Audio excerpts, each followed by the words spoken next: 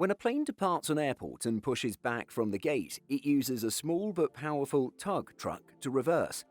But why don't airlines save on the cost and use powerful jet engines to push back? When an aircraft comes into land, it's still moving incredibly fast along the runway. To help slow down, the engines can be set to reverse thrust mode, acting against the aircraft's forward travel. Air is sucked into the engines, but then instead of moving to the rear, it's ejected through new openings in the aircraft side that reverse the movement. This is a very basic explanation. Planes can use this functionality at any time, but mostly only slow down on the runway after landing. If the aircraft can already move backward using the engine's thrust, why do airlines use a tug to push back?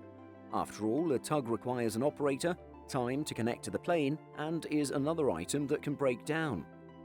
Well, interestingly, using reverse thrust to push back has been done before, and in the 70s and 80s, some aircraft were actually allowed to perform a power back on departure. However, it's worth pointing out that this was only for aircraft engines on the tail, not under the wings. So there are several reasons why it's not a great idea to use reverse thrust at the gate, and why many aircraft today are banned from doing so, even if it is physically possible.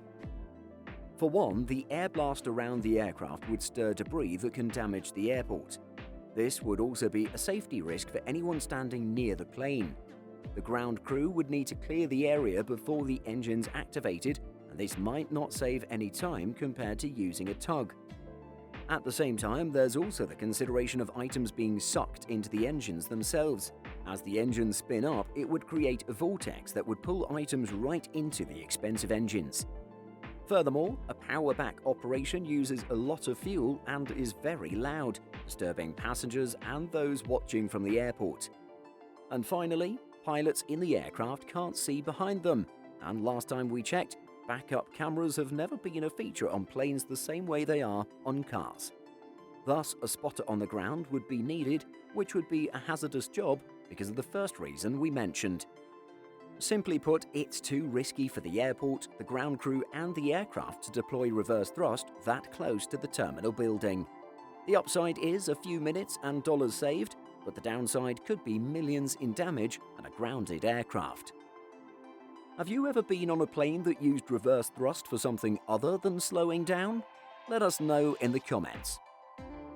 Did you know that we publish over 175 stories every single week on simpleflying.com? Be sure to check the link in the description for more great stories just like this. Thanks for watching, and be sure to like and subscribe before you go.